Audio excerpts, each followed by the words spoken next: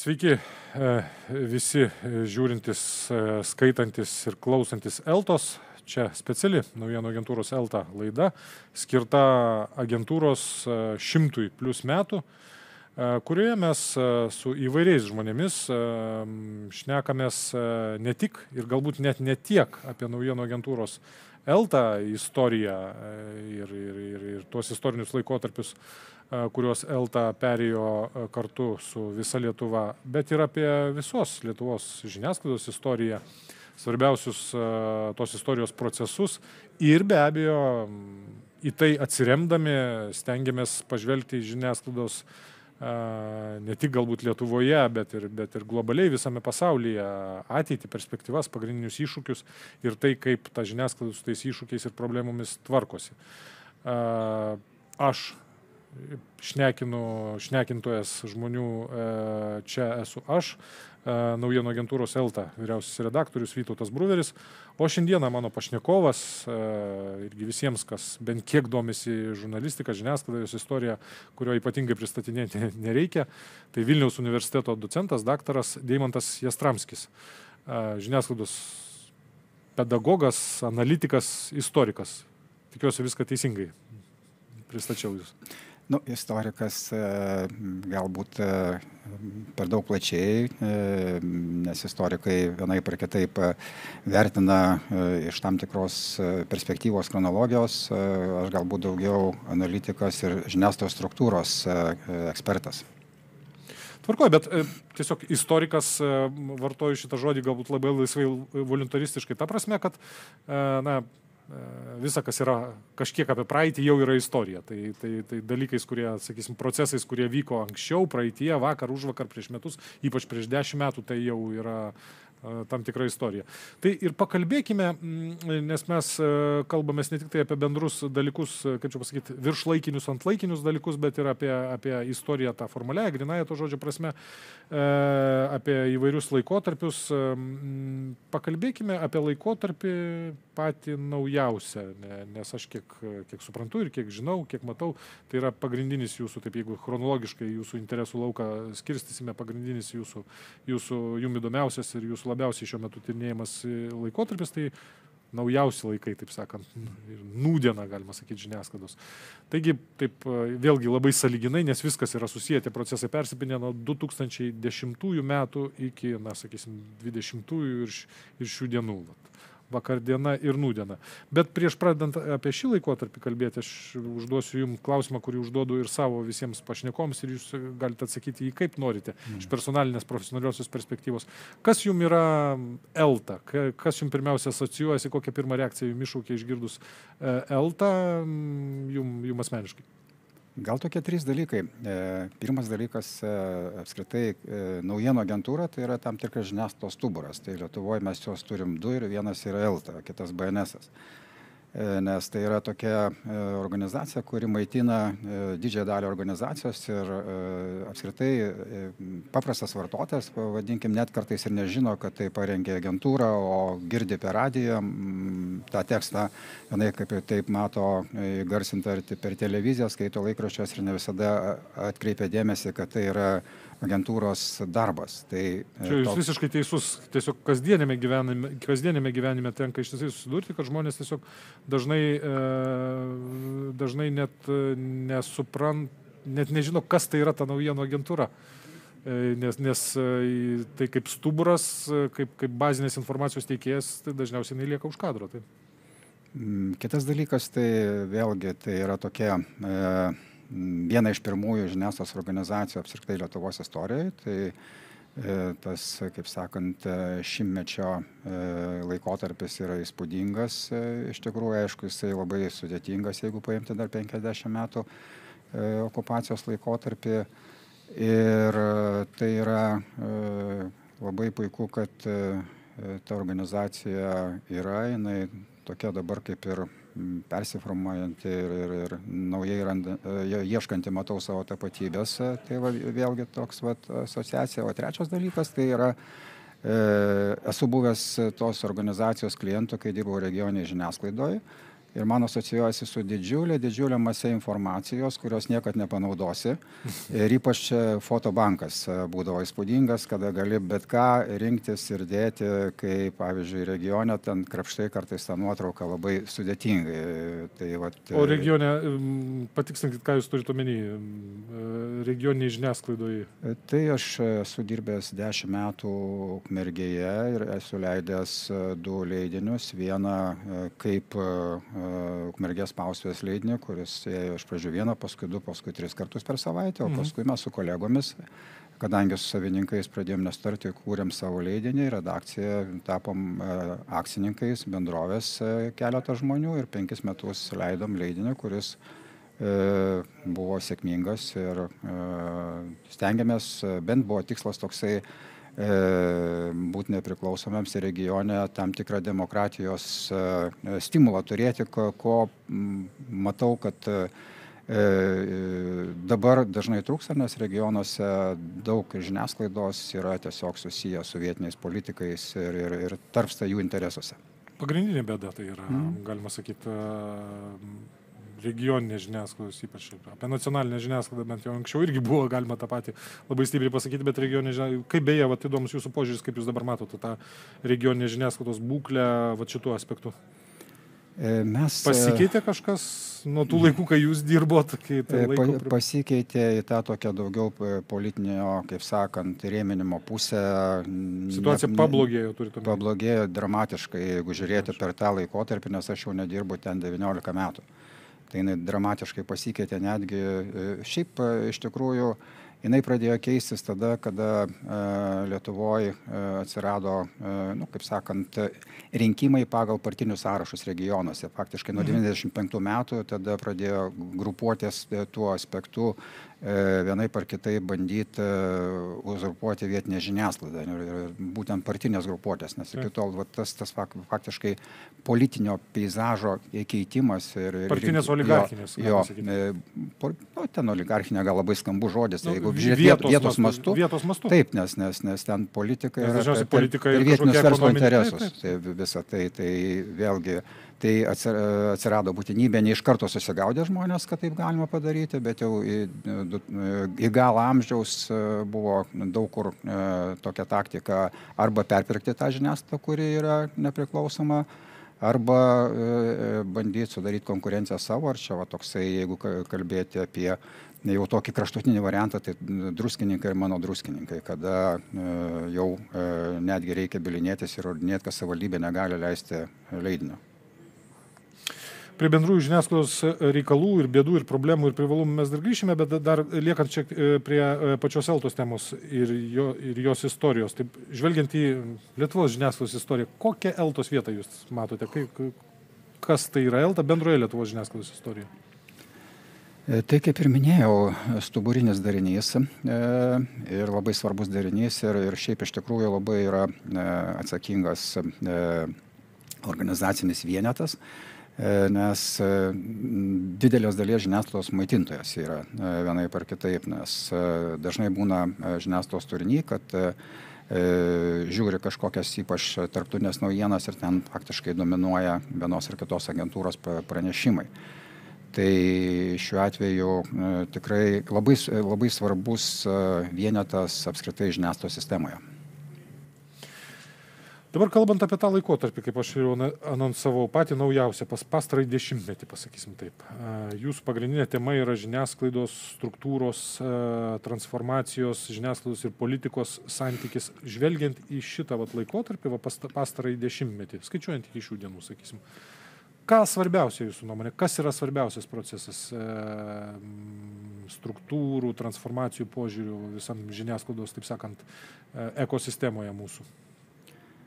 Tai globalių medijų platformų dominavimas mūsų apskritai dėmesio rinkoje, vadinčiau. Ir tai labai paveikė žiniasklaidą tą paskutinį 10-metį ir tai sutapo su ėjimu iš ekonominės krizės. Tai pirmas dalykas tai yra toks, pokrizinis laikotarpis, jeigu žiūrėti pradžią, nes iš tikrųjų buvo smūgis žemiau juostos suduota žiniasklaidai 2009 metais. Jūs turite omeny tos mokesčių pakeitimus, visą tą mokesčių paketą? Galvoju, pirmiausia, reklamos rinkos nupjovimą 40% 2009 metais ir antras dalykas, būtent mokestinė reforma. Čia aš priminsiu, tik tai žiūrovom, galbūt čia jūs kalbate apie tuometinės vyriausybės, konservatorių vyriausybės, tą vadinamąją naktinę mokesčių reformą. Taip, ir kurioje buvo irgi, nebuvo specialiai taikyta žiniasklaidai, bet jinai buvo taikyta tam, kad surinkti daugiau mokesčių ir žiniasklaidai buvo, jeigu kalbėtų apie spaudą, panaikinta PVM lengvata. Ir antras dalykas įvesti socialinio draudimo mokesčiai, kas yra logiška ir jauni žurnalistai dabar net neįsivaizduoja, kad honorarai negali būti apmokestinti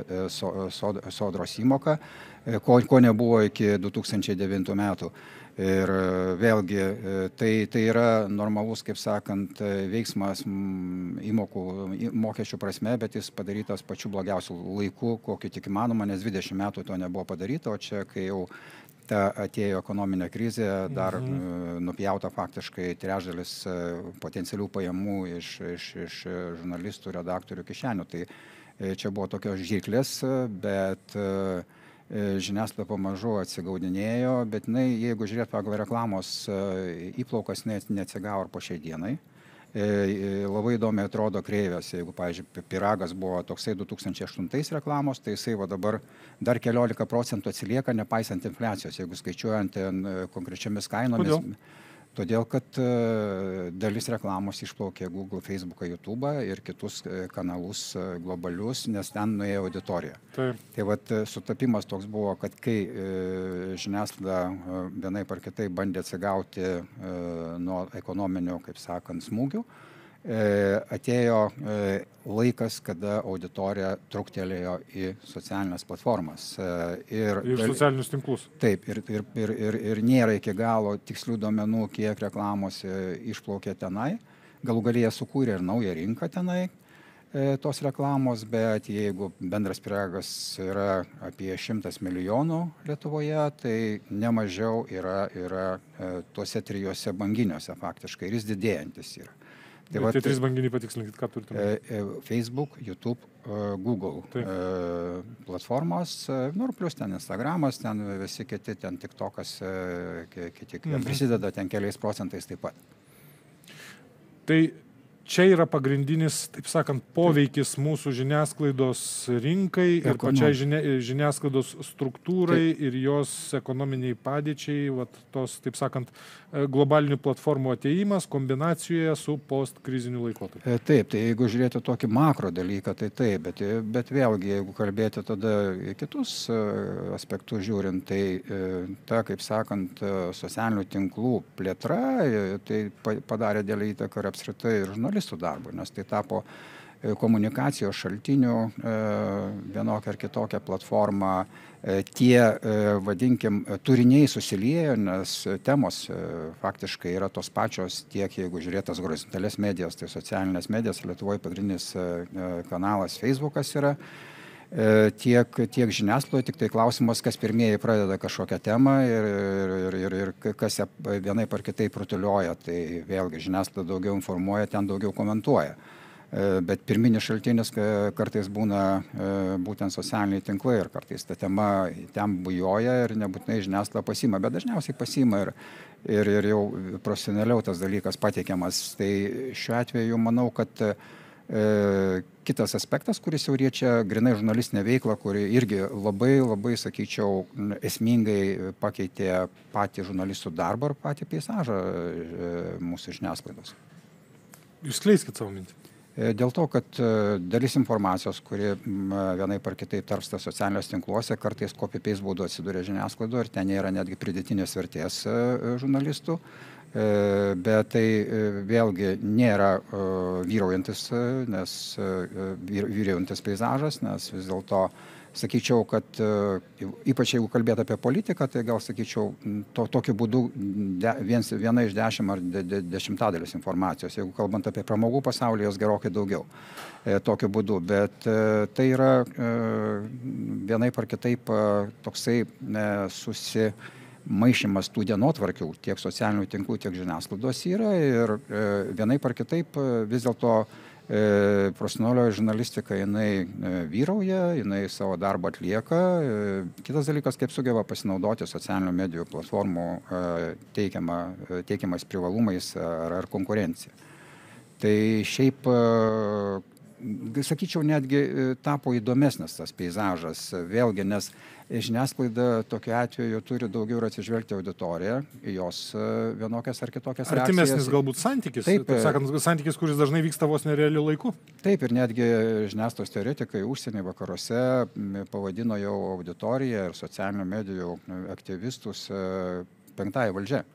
Jeigu žiniasklaida ketvirtoji, tai čia yra aiškiai penktoji, kuri dažnai bado tą ketvirtą valdžią vienaip ar kitaip ir jai darbotvarkiai nemažai ką pasiūlo. Čia tas būtent santykis, aš norėjau jūsų toliau klausti vystant šitą temą socialinių tinklų, žodžiu, ir žiniasklaidos, profesionaliosios vadinamos tradicinės žiniasklaidos santykis. Dažnai apie tai kalbama iš žiniasklaidos pusės labai apokaliptiškai ir kad tik laiko klausimas, kada socialiniai tinklai, globaliosios platformos apskritai sunaikins tą tradicinę žiniasklaidą, kad auditorijai vis mažiau reikia tų, reiškia, naujienų, tradicinės žiniasklaidos naujienų, kad šiais laikais dabar kiekvienas gali būti žurnalistas, kad žodžiu, ta tradicinė vadinamoji sisteminė žiniasklaida, jinai vis labiau ir labiau trauksis šešėlį ir bus stumiama tų, žodžiu, tos, kaip jūs pavadinot, taikliai ir įdomiai penktosios valdžios. Ką jūs apie tai manote, koks jūsų požiūris? Tai jau tai tęsiasi ne pirmas dešimtmetis, internetuose mes gyvenam seniai ir kartais man... Prasidėjo ir pas mus Lietuvoje prasidėjo nuo internetinės žiniasklaidos ir gimimo ir staigaus iškilimo į epicentrą medijos. Tai procesas jau nėra naujas ir šiuo atveju nėra kažkaip tai sunku kalbėti, nei tai būtų prieš kokią 15 metų ir panašiai, ir tos tokios apokaliptinės tos prognozės buvo labai daug įvairių, bet prognozės nėra dėkingas dalykas, nes niekas nežino, kas bus. Gali prognozuoti iš to, kas yra. Tai jeigu žiūrėti tam ilgam laikotarpį, mes matome, kad šiaip profesionalioji žiniasklaida prisitaikė ir įdarbino socialinės medijas visais aspektais, tiek informacijos rinkimo, tiek skleidimo. Vienaip ar kitaip technologiškai irgi prie tos algoritmizacijos visą laiką vienaip ar kitaip bandoma prisitaikyti ir padaryti tai, kad būtų naudinga. Jeigu kalbėti apie didelės žiniasklaidos organizacijas, pavyzdžiui, kaip Reuters, tai jie vėlgi savo, kaip sakant, ten technologijas panaudoja tiek, kad ten milijonus Twitterio pranešimų nuolat skanuoti ir štai jie ten išgeneruoja kartais naujieną, ko kiti vienaip ar kitaip dar nežino. Tai vėlgi tai yra tokie pasauliai, kurie egzistuoja ir čia nėra taip, kad kažkas kažką nukonkuruos. Čia yra kaip prisitaikysi prie tam tikrų vyraujančių tendencijų ir šiuo atveju kaip ir klasikinės muzikos neįstumė populiarioji muzika, taip ir profesionalios žiniasklaidos neįstum socialiniai tinklai. Tai čia... Nes bus poreikis visada, visuomenės visada bus žmonių poreikis, galbūt ne tiek, kaip čia pasakyti, profesionaliai žiniasklaidai, kiek profesionaliam, atsakingam, subalansuotam informacijos teikimui, jos analizai ir interpretacijai. Tai čia ir yra profesionalioji žiniasklaida. Iš esmės, tai ir vėlgi, ir tai nėra masinis produktas kartais. Jeigu kalbėt apie vėlgi kietas, minkštas naujienas, tai minkštų naujienų poreikis visada didesnis negu kietų ir tai buvo visą laiką ir tai priklauso iš tikrųjų nuo visuomenės.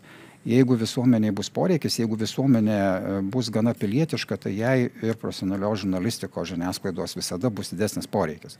Netgi yra, mes dabar, kai su kolegėmis atliekam projektą vieną, kuris vadinasi žiniasklaidos žurnalistikos situacijos nagrinėjimas politinėse, ekonominėse, socialiniuose rizikų kontekstuose.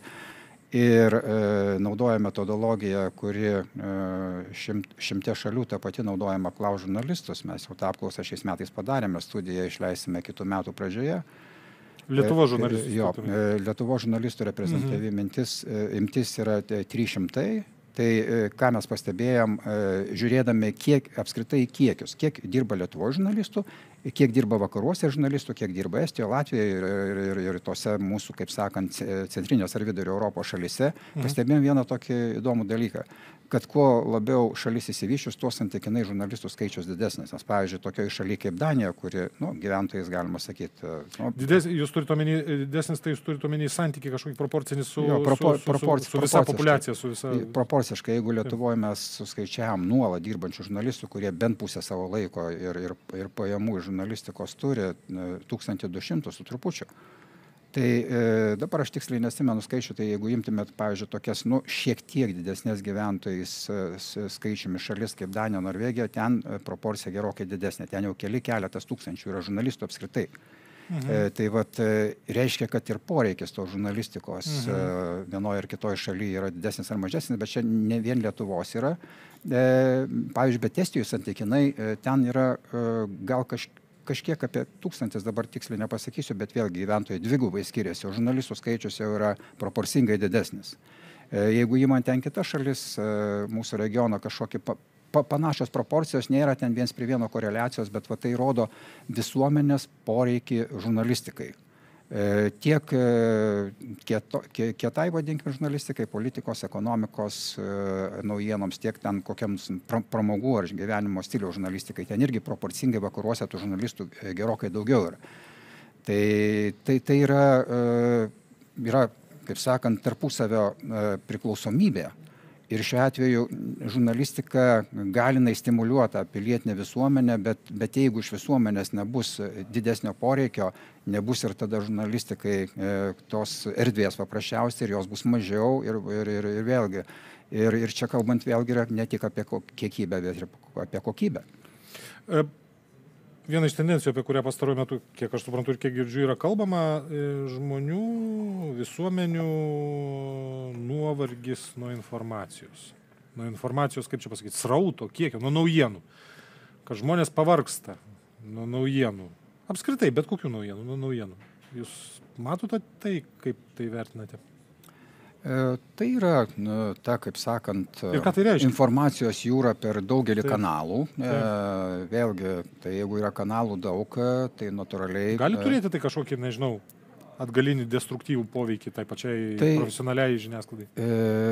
Tai turi tokį poveikį, bet sakyčiau, kad yra tokie, kaip sakant, du dalykai. Galima sakyti, kad dalis visuomenės taip, vienaip ar kitaip uždarinėja ten kažkokius kanalus. Taip. Jiems ten atrodo, kad užteks ten pasižiūrėti kokią Facebooko paskyrą, nors vėlgi toje Facebooko paskyroje ten kartais dažnai dominuoja žiniasklaidos pranešimai, nes visi jais dalinasi. Tai reiškia, kad vėlgi šaltinis pagrindinis yra profesionalioji žurnalistika ir žiniasklaida. Bet yra ir kita pusė, kur, pavyzdžiui, ypač jauni žmonės, jie moka atsirinkinėti, jie susiformatuoja taip savo turinį, kad jie gautų kai ką iš pirmesnių šaltinių, netgi kai žiniasklaida, nes, pavyzdžiui, iš kokių kartais visuomeninių organizacijų gali gauti informaciją greičiau, negu taip perinformuoja paskui žiniasklaidą. Tai, žodžiu, yra galima sakyti, vėlgi tų variantų ir pasirinkimų segmentavimą yra daugiau, bet pagrindinė yra tokie, kad taip, yra viena pusė, kuri sako, kad tos informacijos daug, srautas didelis ir neaišku, ko čia mes galim pasitikėti, bet yra kita pusė, kur jai kaip tik yra galimybė žymiai geriau atsirinkti ir naudojant tiek tradicinius kanalus žiniasklaidos, tiek per socialinės medijas ar kitas platformas prieinamą informaciją. Grįžtant prie transformacijų žiniasklaidos, norėčiau pakalbėti apie temą, kuri man personaliai labai yra skausminga, nes aš visą gyvenimą kaip žurnalistas, iš esmės žurnalisto gyvenimą, absoliučiai didžiąją jo dalį praleidau spausdintinoje žiniasklaidoje. Laikraštininkas, galima sakyti, iki kaulų smegenų buvau. Dienraštininkas ir pabrėžtina dienraštininkas. Galime konstatuoti, kad Lietuvoje nebeliko dienraščių nebeliko. Regionuose dar yra. Tvarko, gerai, apie tą nacionalinį lygmenį pakalbant, taip. Nebelieka nacionalinio masto dienraščių, kurie virsta savaitraščiais, o žiūrėk jau ir savaitraščiais. Gali būti, kad tie ir savaitraščiai greitai išnyks. Panašu, kad šis procesas nebeapgrėžiamas, nebesustabdomas. Sutinkate su tuo ir kaip tai vertinate, ką jūsų nuomonė tai reiškia ir kaip tai veikia apskritai bendrą visą žiniasklaidos mūsų peizažą bei kokybę? Aš žiūriu labai paprastai, kiek matau ir iš savo patirties žinau, irgi kažkada buvau laikraštininkas, bet kai atsirado internetas, tapau jo vartotojų labai greit ir kartais jauniems žmonėm, kurie bakalauro studijose įsivaizduoja, kad jie kažkokį interneto amžiaus žmonės, tai aš sakau, aš internetu naudojusi ilgiau negu jūs esate šitam pasaulyje. Vienaip ar kitaip, tai yra procesas ir formato kaita. Čia vėlgi galima kalbėti taip labai, kaip sakant, paprastai pagal pojūčius. Nelieka vienas pojūtis įdarbintas lytėjimo, vadinkime, ne? Mažiau erdvės galbūt, bet... Yra tas kitas santykis su informacija, kad tu atsisėdi, atsiverti to laikraštį su kavos podeliu iš ryto, tu skaitai. Gal čia vėlgi, man atrodo, kad ir auditorija labai neblogai segmentuojasi. Tie, kurie nori greičiau informacijos, yra ekraniniai žmonės. Tie, kurie nori kažko ten pasiskaityti ramiau, tai jie skaito žurnalus, kurie išeina kartą per mėnesį ar šiek tiek dažniau, rečiau, arba knygas. Kažkodėl Lietuvoje, pavyzdžiui, skaitmeninė knyga niekaip popieriaus neįveikia, jinai labai sunkiai konkuruoja su popieriumi, jeigu tą pačią knygą paimkim geriausiai ten 1:10 arba didesnis santykis. Tai čia šiuo atveju ta informacija, kuri yra greita, manau, jai ta skaitmenizacija labai yra pagal profilį tinkantis dalykas ir apskritai čia yra daugiau formato klausimas negu kažkokio turinio dalykas. Aišku, yra, kadangi ta žiniasklaida priversta konkurencija buvo tapti greitesnė, yra tokia, kaip sakant, lyg tai pastebėjimai, bet jos, manau, reiktų pagrįsti. Vakaruose panašių tyrimų yra, kad ta žiniasklaida buvo solidesnė, tokia išsamesnė, ten popierinė, ir jinai, kad dabar tapo paprastesnė, trumpesnė žiniasklaida. Jo, jeigu lyginant spausdinti, yra skaitmeninė. Bet... Kiek žinau, pavyzdžiui, taip gavosi, kad glaudesnių tokių santykių profesionalių ir asmeninių turiu su Vokietija. Tai pavyzdžiui, Vokietijoje tie dar spausdintiniai leidiniai, kurie patys dar regioniniai yra, ar Frankfurt, ar Allgemeine Zeitung, sakysim, tipiškiausias pavyzdys, jie išlaiko pozicijas ir tam spausdintinam formate. Bet pas mus vietinė žiniasklaida ir regioninė spausdintinė taip pat išlaiko. Pavyzdžiui, netgi žurnalistų skaičiumi, jeigu žiūrėti, pavyzdžiui, kiek žurnalistų dirba pagal atskirą, kaip sakant, formatą. Spauda, ten internetas, televizija, radijas, agentūros ir žurnalai.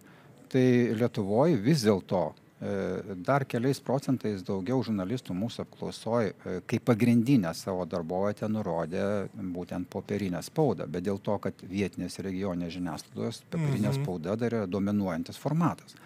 Jeigu žiūrėt Kodėl čia gal kartos dalykai? Senesni žmonės regionuose, jiems laikraštis įprastesnis?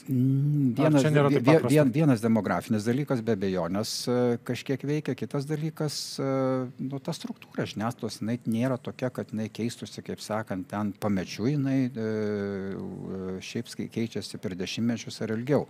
Tai kitas dalykas, jeigu stiprios bendrovės būtent spaudos ten egzistuoja, tai jos ir bando išlaikyti tą formatą, internetą neskuba specialiai, dozuoja tą informaciją. Atitinkamas jų marketingas, pardavimai. Jo, nors ten smunka tie tiražai, visa kita, bet jie vis dar įsilaiko ir dar vis laikosi, bet gali būti kažkoks lūžio taškas kažkada ir labai dramatiškai pasikeis. Aišku, tai procesai pamažu linksta į skaitmenizaciją ir ten, bet netgi mane patys šiek tiek nustebino, aš galvojau, kad vis dėlto kaip pagrindinė darbovietė turėtų šiek tiek jau daugiau nurodyti internetą negu spaudą. Bet vėlgi ten keli procentai skirtumas, ten kažkaip 30 keli, čia apie 30.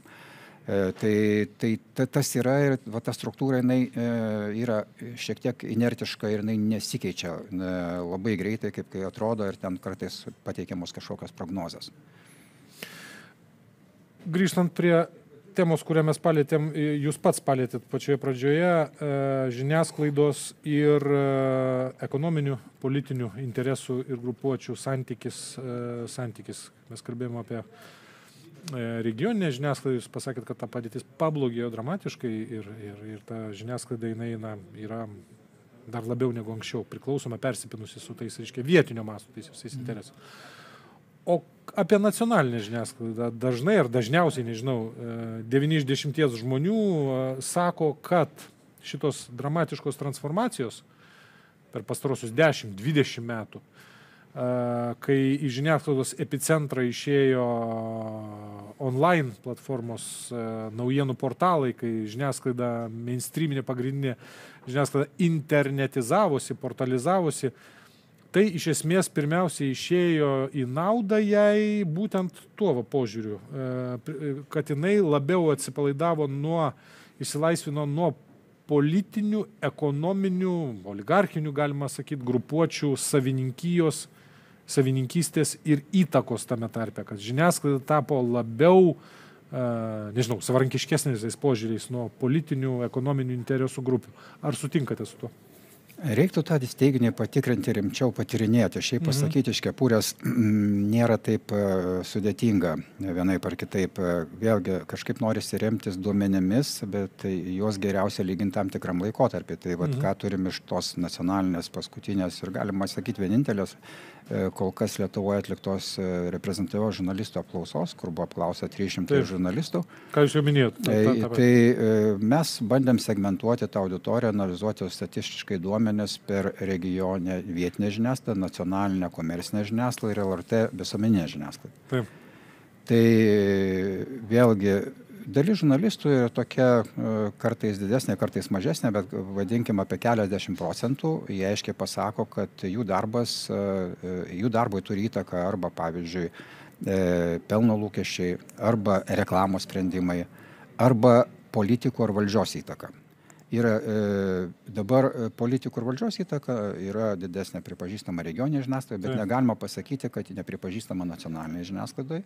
Valdžios įtaka pripažįstama visose segmentuose, bet tai vėlgi tas pripažinimas yra... Kas tai yra valdžios įtaka? Įdomu, nėra jinai vardinta, mūsų kiekybinė apklausa, bendras klausimas. O valdžia čia turime omeny kas? Politinė valdžia? Tai politinė valdžia, bet tai tą įtaką pripažįsta iki 20 ar ketvirtadalio žurnalistų, bet tai nėra mažai iš tikrųjų. Taip. Jeigu kalbėt apie ekonominę įtaką, ją pripažįsta virš 50% žurnalistų, kai reiškia pelno lūkesčiai ir reklamos sprendimai tiesioginiam žurnalistui darbui pripažįsta, bet įtaka nevienoda pagal intensyvumą. Vieni sako, kad labai didelė, kiti vidutinė, kiti maža, bet jinai yra. Bet, taip sakant, overall apie tai kalba daugiau negu pusė, ne? Jo, daugiau negu pusė. Tai gana šiaip įspūdingi duomenys, bet vėlgi juos reikia detalizuoti ir fragmentuoti. Tai reiškia, kad vienaip ar kitaip ta įtaka jinai gali būti labai įvairi, gali būti ir tik šaltinių prasme, gali būti jinai pagal poveikį, pagal spaudimą įtaką. Mes, jeigu tęsim šitą darbą, kokybiškai šitus dalykus analizuosim, nes tie duomenys yra dabar kiekybinio pobūdžio, iš jų galima per koreliacijas būtent daug ką spręsti, nes kai skaičiuoja, kai žurnalistas atsako vieną klausimą su tam tikrų dažnumų žurnalistai ir į kitą, ir matai tarp jų ryšį, ir matai gyvenime galimybę, kad tai galėtų būti ryšys, konstatuoja, kad tai yra koreliacija apie priežastingumą ir detalizavimą, reiktų detaliau klausinėti, nėra iki galo, visa tai yra išlinksniuota. Bet vėlgi, tai jeigu žiūrėti, pavyzdžiui, ekonominę įtaką, tai LRT žurnalistai, jie ekonominę įtaką ten, galima sakyti, keli procentai tik sako, kad, bet jeigu, pavyzdžiui, kalbėti vėlgi apie valdžios įtaką, politikų įtaką, tai kuri bendro pobūdžio, tai tiek ir nacionalinė komercinė privati, tiek nacionalinė visuomeninė žiniasklaida pripažįsta, ir didesnių mastų kalbama apie tai regionuose. Ir ten nėra labai toksai didelis skirtumas. Yra didesnis skirtumas, bet ten vadinkim 10% tas skirtumas. Tarp regioninės žiniasklaidos atstovų ir nacionalinės. Jo, žodžiu, tai yra egzistuojantis dalykai. Dabar kiek jie stiprus, tai klausimas. Kiek tai yra, čia galima klausti, kaip visada, kai kalba eina apie sociologiją, kiek tai yra žmonių pojūtis ar įsivaizdavimas, kiek tai yra tikrovė. Jo, tai labai taiklus jūsų pastebėjimas, nes būtent mūsų apklausoje buvo klausimas žurnalistų, kaip jie galvoja, kaip jie suvokia. Tai gali nebūtinai visada sutapti su tam objektyvia tikrove. gali būti subjektyvus įsivaizdavimas. Bet dar vienas dalykas yra, kad tos politinės ekonominės įtakos, jos yra silpnesnės už organizacinės įtakas. Reiškia, didesnė dalis žurnalistų sako, kad didesnė įtaka jų darbo yra vyr redaktorių, savininkų, vadovų ir netgi kolegų redakcijoje. Tai taip pat dar gal tai yra natūralu? Tai yra natūralu. Nieko bloga? Viskas natūralu, bet klausimas, koks turinys tos įtakos. Tai vat, vakarų teoretikai aiškina, bet irgi nepatikrinę tos hipotezės iki galo, kad tos ekonominės ir politinės įtakos dažnai transformuojasi organizacinės įtakas. Ją junta žurnalistas tiesiogiai, bet jis gali nežinoti, kad čia kokios nors išorės ekonominės ar politinės įtakos pasekmė. Tai va, tai šiaip dabar ar tai pasikeitė kažkas? Tikrai negalėčiau pasakyti. Reikia kažko panašaus, kad būtų kažkas patyrinėta anksčiau, arba taip padarysim kažkada vėliau, dar už keletos metų ir matysim, ar tai kažkoks skirtumas yra. Bet mes gyvenam natūraliai įvairių, kaip sakant, įtakų laukia ir jos yra, žurnalistika nėra kažkokia celė, kur gali atsiriboti nuo viso to. Sumuojantis galbūt klausimas vėlgi apie naujienų apie naujienų agentūrą kaip žiniasklaidos struktūrą ir priemonę. Jūs tikriausiai sutinkat su mintim, kad naujienų agentūros pastaraisiais metais, ypač pastaraisiais metais, pastaruoju laikotarpiu, yra tokioje, kaip čia pasakyti, identiteto dilemoje, ne? Identiteto nuolatiniai tapatybiniai įtampoje. Reikia likti prie to, taip sakant, stuburo, kaip jūs paminėjot, užtikrinti tą informacinės Maslow piramidės apačią, būti pagrindinės tos žalios mėsos, taip sakant, ir kitų produktų žaliavinių tiekėjų visai kitai žiniasklaidai, onlininiai, ten elektroniniai ir visai kitai, bet kartu negali būti vien tik tai. Turi vis dėlto kažkaip taikytis prie besikeičiančių tų realijų, prie visų transformacijų. Grubiai kalbant, tai primityvinant šiek tiek multimedijuotis, taip sakant, diversifikuoti tiek savo pateikiamus informacijos žanrus, ne vien tik tai, taip sakant, tas fakto reportažus, fakto konstatacijas, bet ir ten, nežinau, interviu komentarus, analizės ir panašiai, bet ir kartu eiti į video formatus, socialinius tinklus ir panašiai. Kaip jūs matote šitą procesą, naujienų agentūrų transformacijų, šitą įtampą, į kurią pusę gali pasukti? Pavyks suderinti šitą balansą? Manau, vėlgi, kalbant apie agentūras, jos yra dažniausiai verslo vienetai, nors, pavyzdžiui, kokia nors Associated Press yra irgi nepilno siekianti organizacija. Tai vėlgi, tai čia jeigu kalbėti iš tos grinai žiniasklaidos verslo pusės, tai čia galima sakyti labai taip pasakyti gal, taip paprastai ar net grubiai, kad tai paslaugas reikia plėsti, kad užtikrinti vienokią ar kitokią savo buvimą konkurencijai. Taip. Bet vėlgi, kaip žurnalistam, redaktoriam visada svarbu turinys. Ir aš manau, kad čia yra natūralus dalykas, nes vėlgi tos pasaulinės tendencijos rodo, kad agentūros multimedijavosi iš principo. Bet kurios didesnės agentūros atsiverti ten kokį internetinį puslapį, jis iš esmės niekuo nesiskiria nuo tos grinos online platformos, taip sakant. Taip, tik tai ten nerasi kažkokį, nors irgi gali rasti apie kažkokius pramogų pasaulio veikėjus. Taip, apie Sudaitį čia pavardė. Sudaitį ir Siegel ten nelabai užtikrinti. Aš tiksliai ir nežinau tų istorijų, tik man studentai pasako, aš sakau, kad aš nežinau. Bet analogiško kažkokio pobūdžio, tai čia ta skirtis labai aiškiai yra. Tikslas apskritai vis tiek informuoti žmonės demokratijoje, kad jie suprastų, kas tam pasaulyje dedas ir kaip priimti sprendimus. Tai agentūros šiuo atveju to tikslo jos nepraras, nes iš principo tada reiktų eiti į kitą konkurencinį lauką ir ten dirbti kažkaip kitaip. Bet kadangi esi maitintojas, tu turi orientuotis į tą lauką, kurį tu maitini ir vienaip ar kitaip tie formatai, jeigu turės paklausą, jie prigis. Jeigu tai reikės kitai žiniasklaidai papildyti ne vien tą tradicinę formą savo turinį, tai tada kiti formatai irgi bus reikalingi ir šiaip matosi, kad jie reikalingi, nes komentaro žanras, jisai atsiradęs, jisai tikrai labai gerai papildo, manau, žiniasklaidą ir kam trūksta tas vienaip ar kitaip tą įsideda. Vėlgi, vaizdų agentūros visą laiką, bent jau LT visą laiką buvo vienas iš tokių ir flagmanų, galima sakyti. kalbant apie nejudantį vaizdą, apie fotografiją. Tai kodėl nepridėjus dar kažkokio judančio vaizdo lygiai taip pat. Ir jisai paklausą gali turėti, vėlgi priklausys nuo kainos. Už kiek agentūra vienai kaip norės tą turinį atiduoti. Pradėjau tradicinių klausimų, visiems baigiu tradicinių klausimų. Jūsų palinkėjimas Eltai. Kad gyventų dar ne vieną šimtmetį. Ačiū Jums labai už įdomų pokalbį. Dėkui Jums. Ačiū ir Jums, visi mėly Elta žiūrovai. Multimedinė prasme kalbame žiūrovai, klausytojai ir skaitytojai. Iki kitų susitikimų mūsų specialiosiuose laidose ir kitose laidose.